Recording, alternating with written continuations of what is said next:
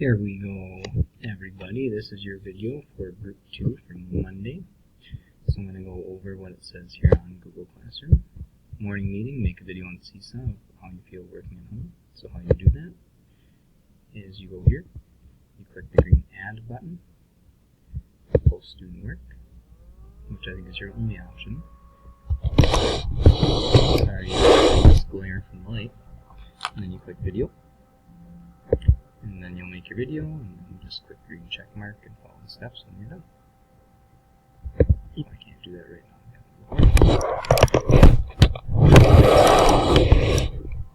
Causing a glare, I apologize. Then reading. Read the passage and fill out the graphic organizer. Read 20 minutes each day. And honestly, what I want you to do today is just read the passage. Tomorrow, you can fill out the graphic organizer. Writing, choose a prompt and write. So I'm going to show you this when we go classwork. So again, you're going to see just one of these, and it's going to have the graphic organizer with it. So you can click here for narrative, and then click view assignment. Now I'm going to explain this very carefully. Pick a prompt and write it on a Google Doc for 20 minutes. Either homeless, friendly stray dog follows you home from school, what happens next?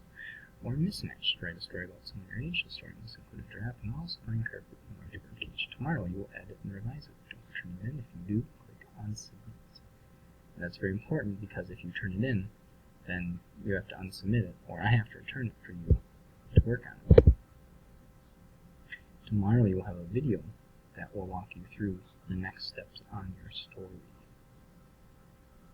And then the other part for you to do is to do Green Box for 20 minutes.